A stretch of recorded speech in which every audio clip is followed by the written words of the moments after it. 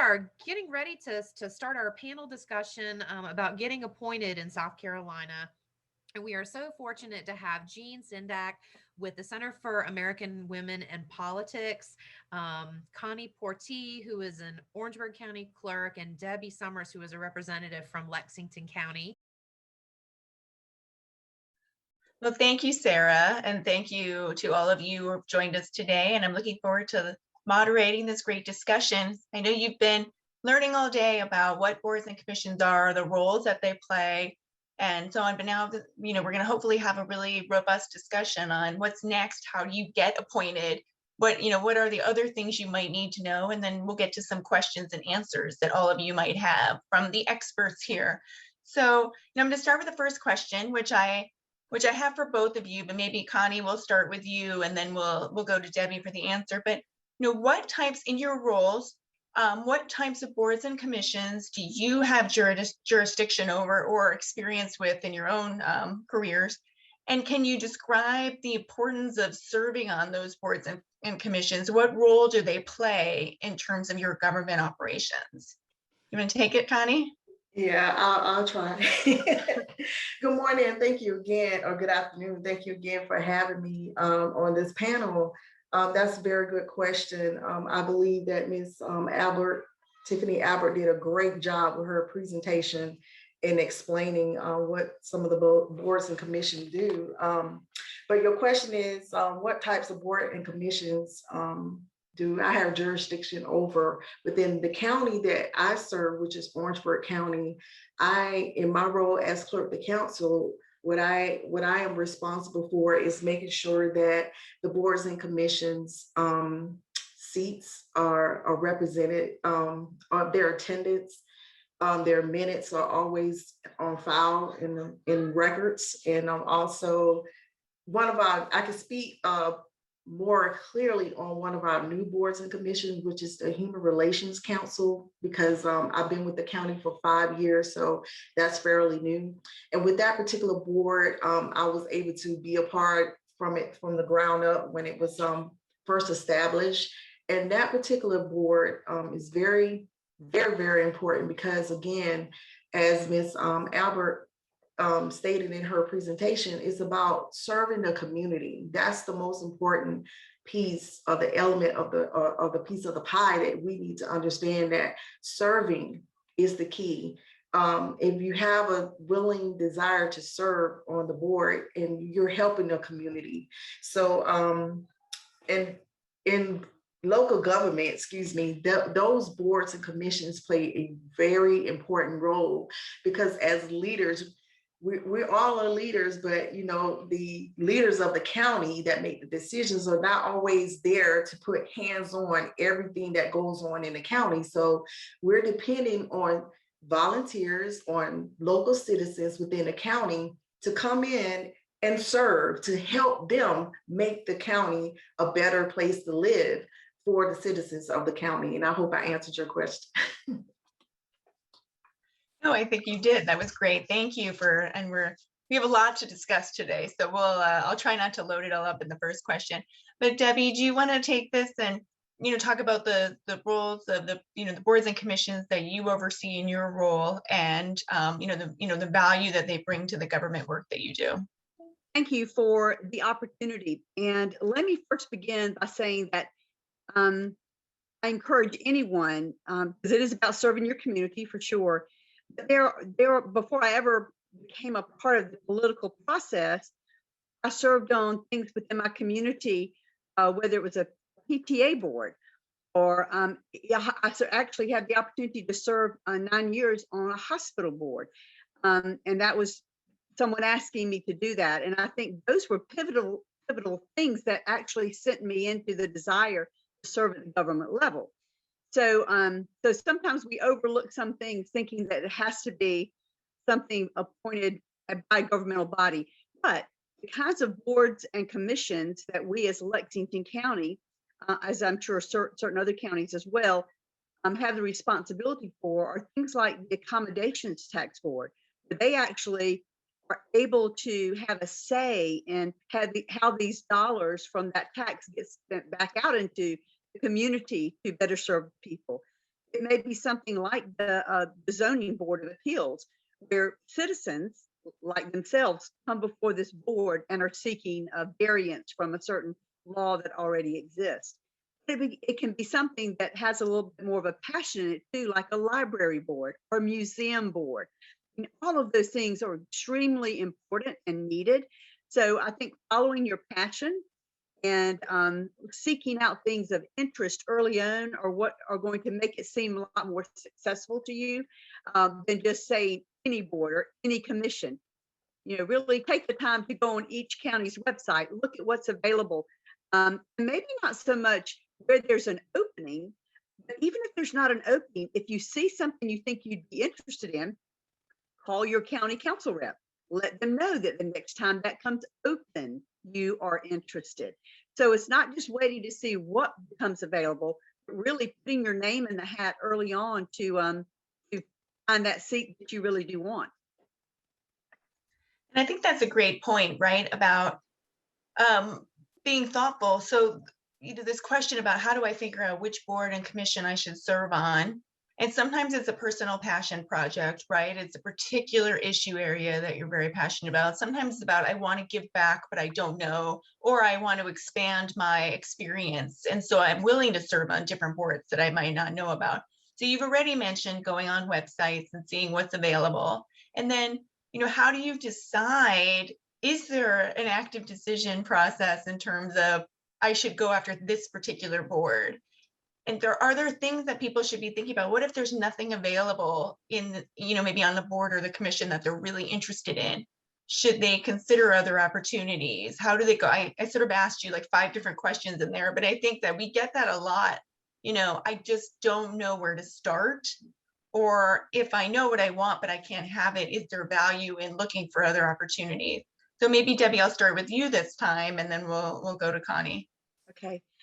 I would think that, again, looking at what's available for you to even have an opportunity to do one, meaning look at the whole slate of any board and commission that's out there. Remember that too, that certain boards and commissions actually need and require certain professional skills. So some you're not going to have an opportunity, for instance, the Building Code Board of Appeals. There are certain assignments that have to be a plumber, an electrician, those kind of things. So if you don't qualify for that, if you have a certain bit of knowledge in that, that would really help. But sometimes starting off on a level of just simply community interest, like I said earlier, library board, a museum board, those are very important parts of the community that I think anyone could contribute toward. But if you don't have a passion about it a little bit, you're going to have a feeling of maybe not attending the meetings regularly. And at least for Lexington County, we pay attention to that, to the attendance, your activity level. So I think choosing something that is a possibility. I will say this much, and I tell people all the time, call and speak to your council representative. You really should pick that phone up and say, I'm interested in serving. I don't know what might be available or what may come up, but I'd love the opportunity to serve. Being aggressive enough to call and talk to someone, they're going to like that. I believe. I do. I like it when people call me. That's great.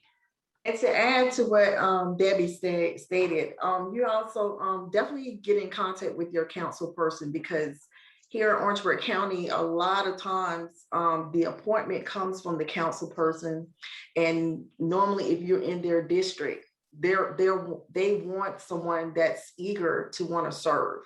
And not only that, going back to your question about if nothing's available at the time, with researching the boards and commissions, also keep in mind that there are term limits. There are times when those terms will end. So if it's not available right now, just continue to ask your council person. And when that term is up, and that person that served previously does not want to serve again, that's a door that will be open for you to be able to serve in that capacity. So both of you raise a really important part of this process, which is that it's a little bit political in some ways, right? That, not in the bad politics way, but in the way of, you can submit your resume, and it's not to say no one will notice it, but picking up the phone and calling someone, networking.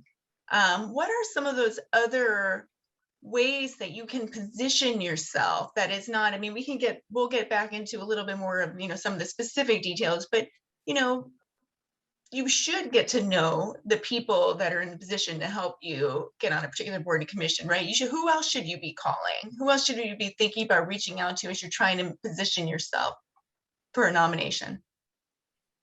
I would say, if Debbie might want, I would say your county administrator. I think you should go to your council meetings. You should hear everything, your city council meetings, to get involved that way so you can know what's going on.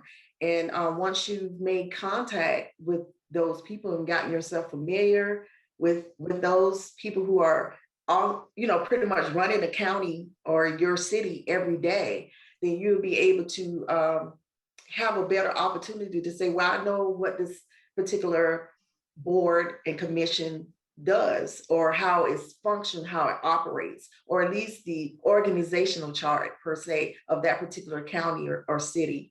And I'm sure Debbie would want to add to that. Thank you, Yeah, Connie. I totally agree. And I think that whether it's meeting someone at a chamber meeting or again, attending a council meeting where you have the opportunity to speak one-on-one with your council representative, shake their hand and say, I'm interested in service. I'd like to be a part of the process. So again, it does take someone being assertive enough.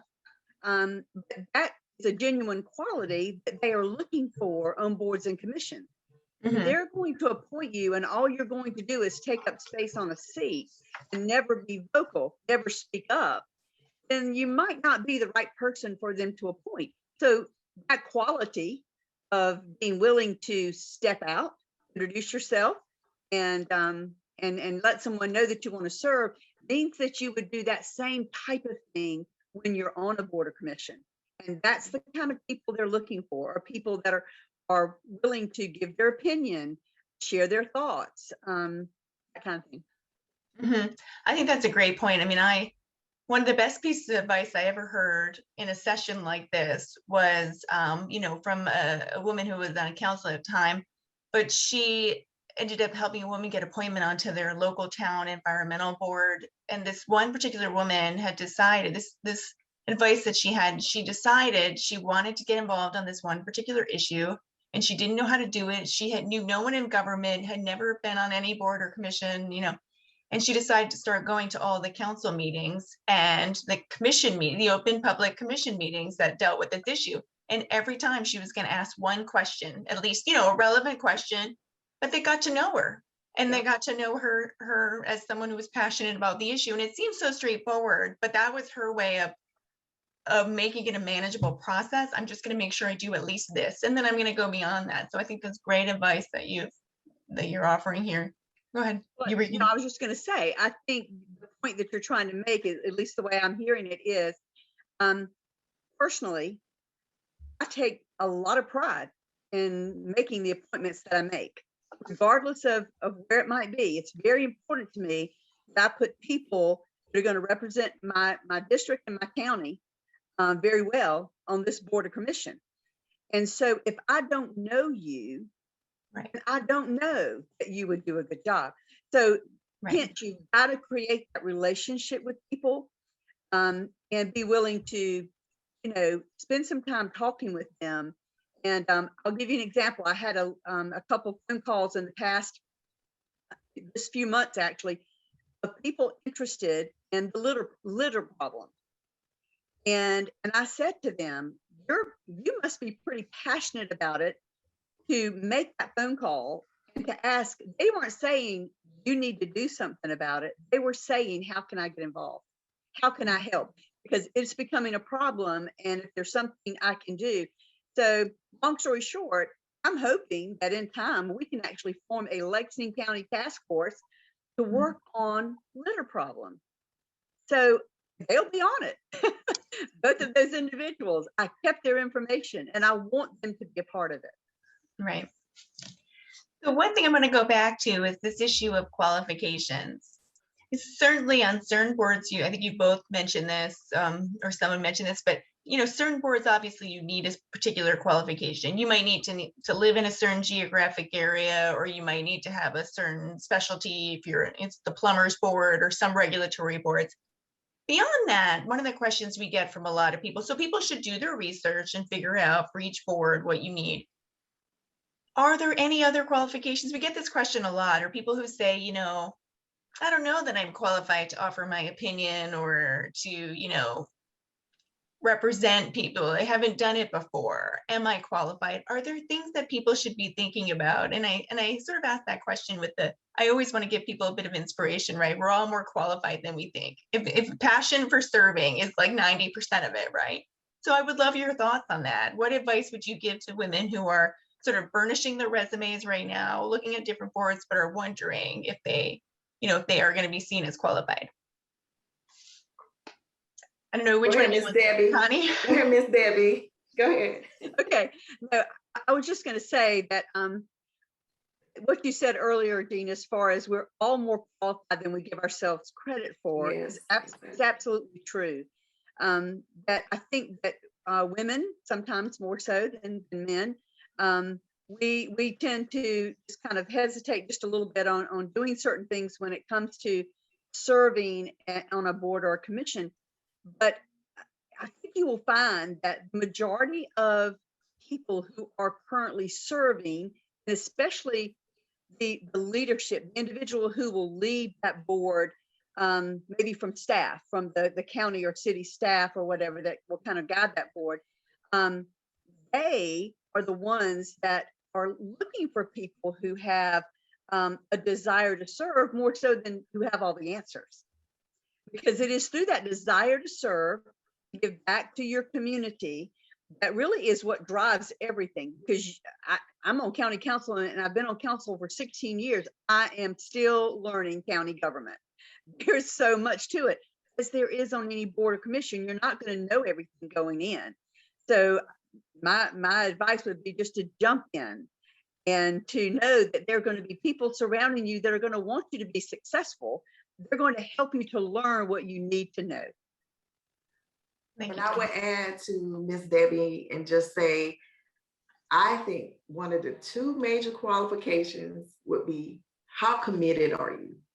If you're committed to serving, as she said, you qualify. That's the number one. You have to be committed. And not only do you have to be committed, you have to understand it's a team effort.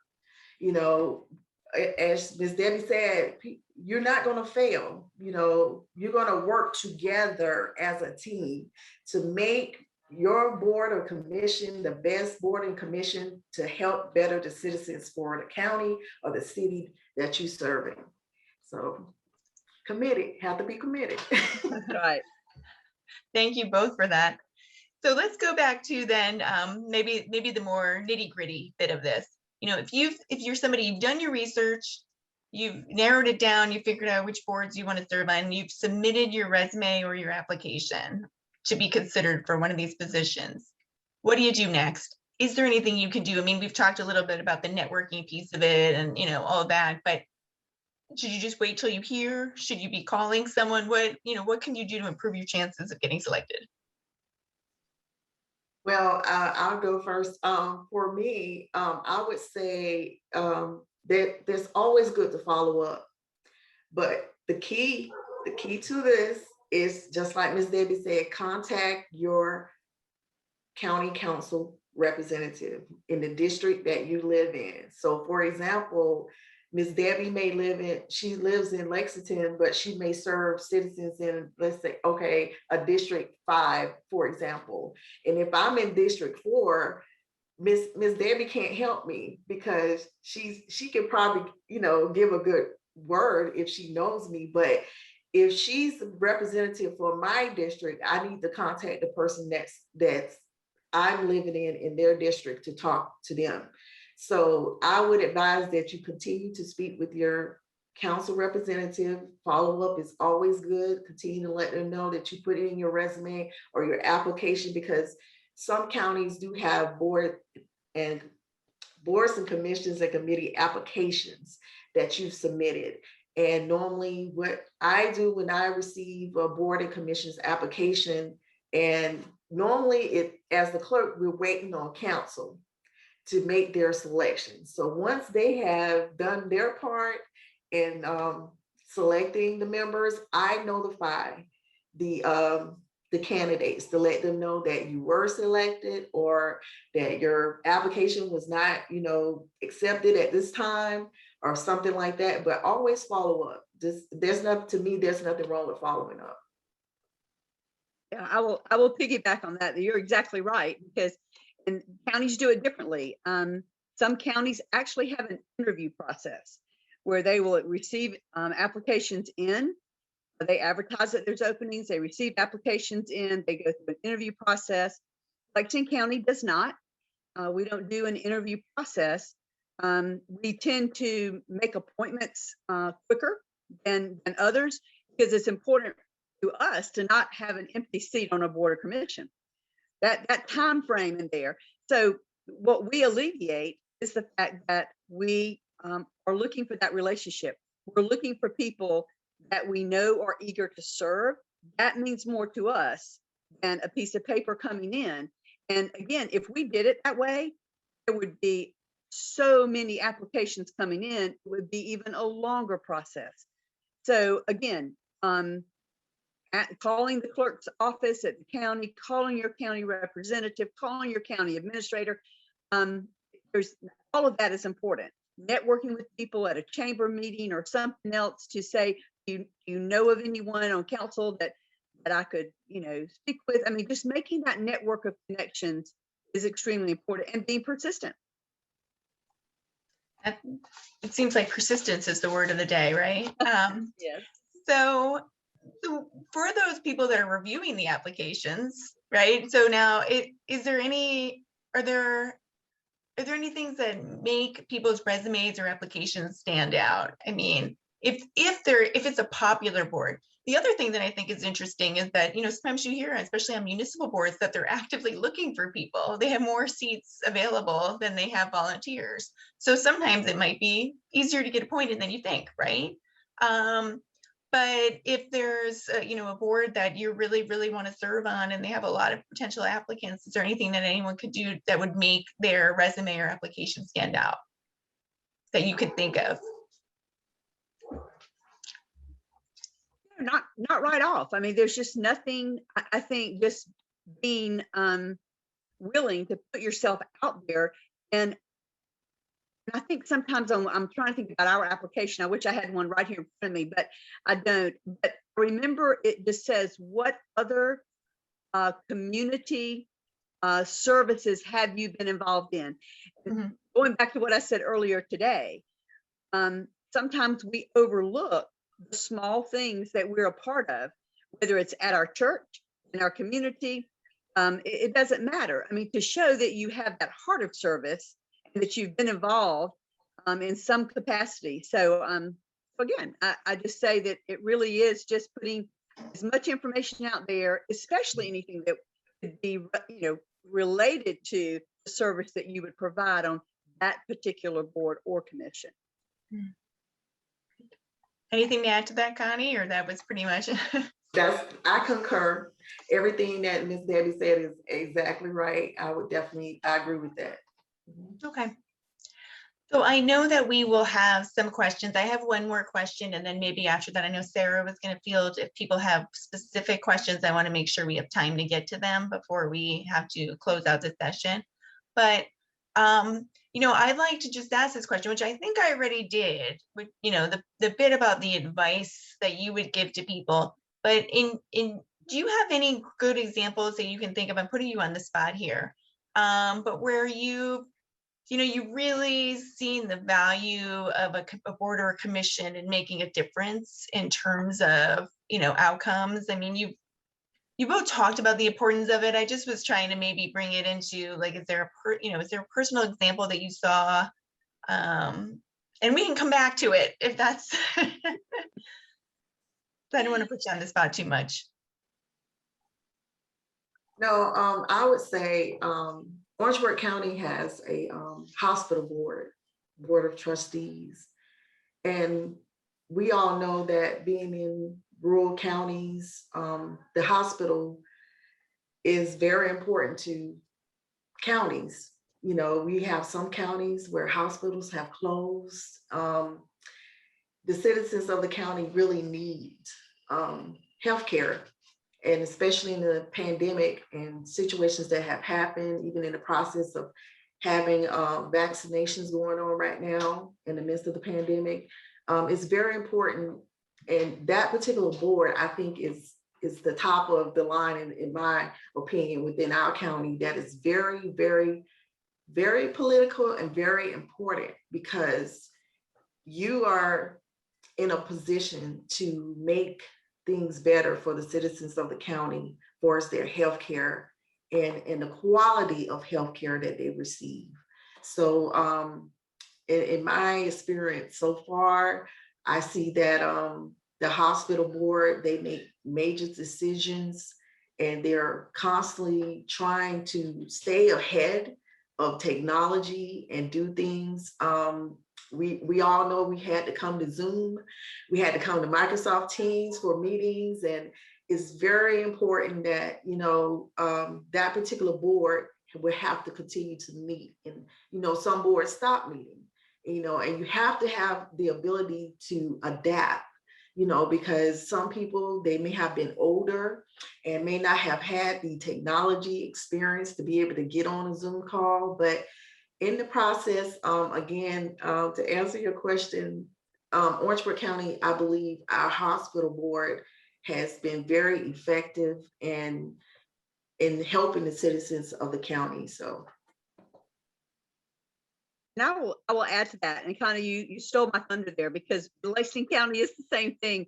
Our hospital board seems to be the most desired board to serve on, and yet I thought of something different. That is a planning commission.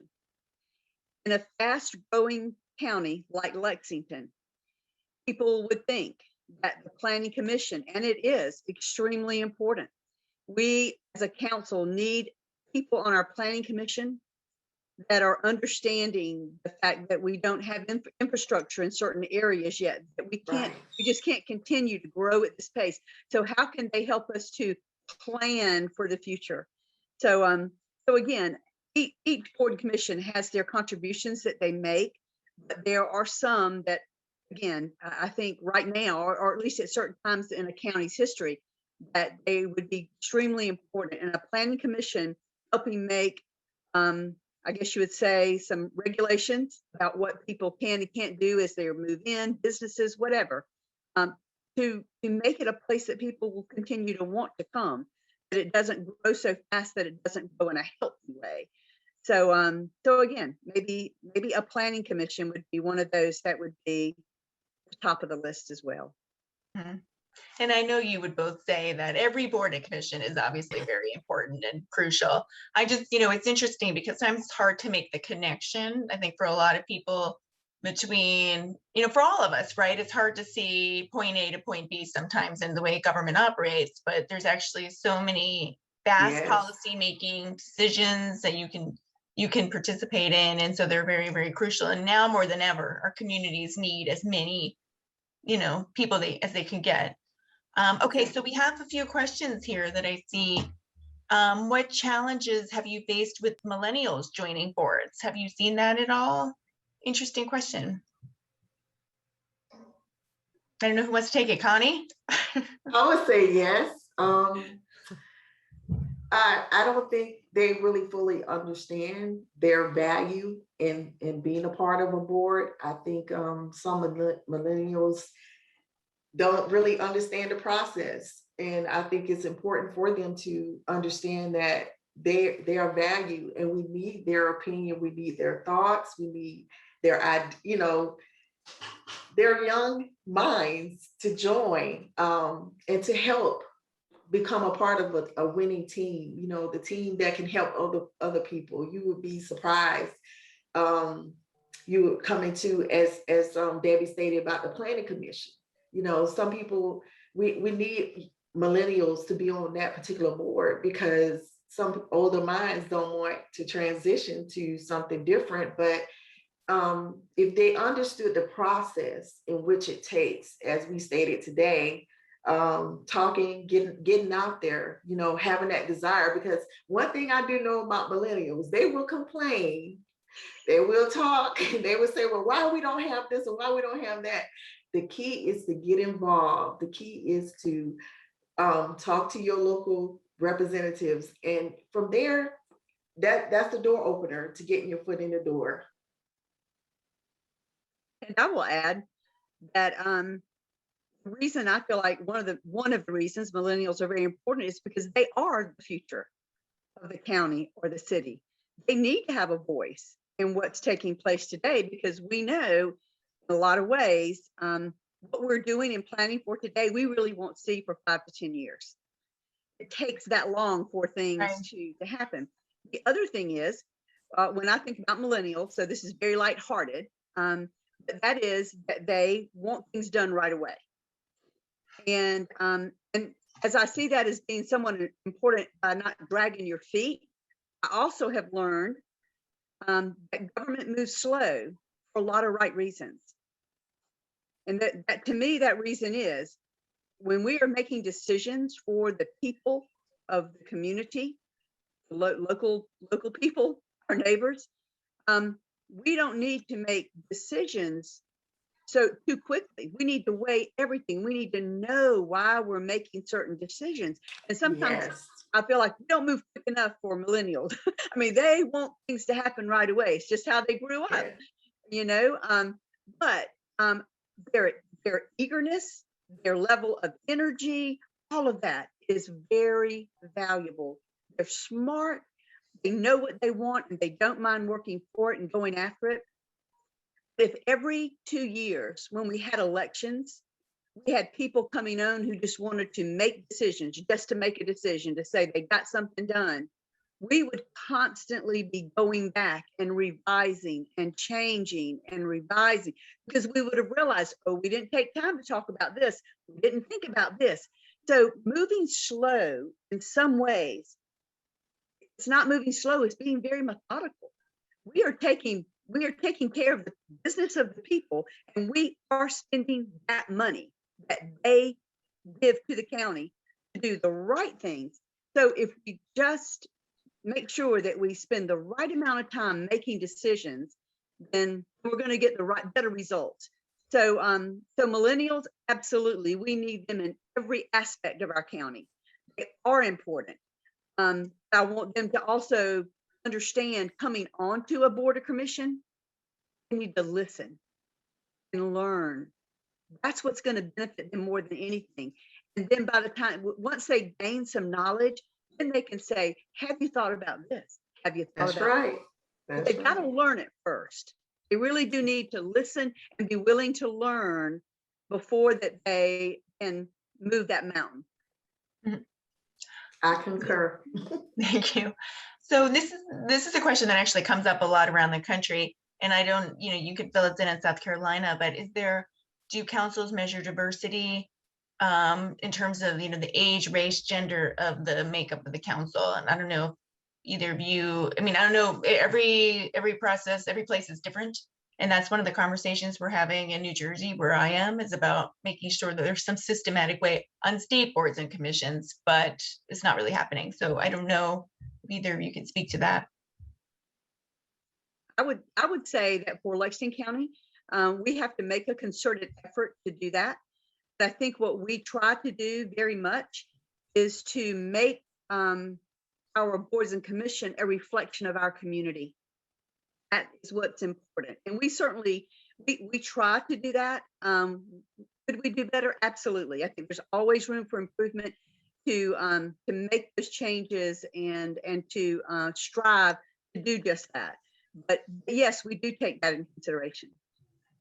And to add to what Ms. Debbie stated, that is definitely a priority within county government, is that we have to definitely look at diversity. This is why it's important to submit your applications, submit your resumes to be on boards and commissions because, again, as we spoke about the millennials, we spoke about different gender, as it relates to being, when I spoke about earlier about the Human Relations Council, that is dealing with different age range, you're talking about race, you're talking about gender again, and you would want to make sure that your council is diverse and not just all men or all women or all African American or all white. So you would definitely have to have, when they're going through the selection, that is definitely something that they would have to look at when you're dealing with different boards and commissions. So I just want to make sure I add that. Mm-hmm. Great, thank you. If college age women are interested in serving, are there opportunities to shadow city and county leaders or a board and commission? Do you know of opportunities to shadow, or is it, part of going to the committee meeting? I can't say that we've actually ever had a shadow type program, but I think that would be wonderful. I think that to have someone that, especially if career-wise, they were going into something that would benefit them personally to understand a particular board or commission better so that they professionally could be stronger. Absolutely. But I don't know of any that we currently have at all. How about you all, Connie? I would agree. I don't know any shadowing, but again, it's open, I'm sure, to the public for people to attend certain meetings, and they can again learn from there. That's the only way that I know, for anyone who's interested to attend meetings. That's it. Well, and I would also think that if there were college students who were interested in this, I mean, I've never known of public officials who turned down. I mean, maybe they have, but if, they don't get that many requests from college students to be mentors or to have the opportunity to somebody shadow them for a day. So I think that they might be open to it if someone asks. I mean, it doesn't hurt to ask, right? Always. I don't know. It doesn't hurt. It never hurts. And certainly I would think if you were, a college student who's interested in public service in this way, and you reached out to an appointed or an elected official and asked them if you could have an informational interview with them. And in fact, I would think that would be true not just for college students, but for others who are really interested in serving. I would think you would get some pretty positive responses. I mean, I would imagine the two of you seem like the type of people who would respond to that, right? And most public. Definitely. Yeah. Definitely. So the question box went away for me. So I don't know if this is our time. It's 2:30. It is already. This has been so valuable. This is so much good pleasure. information.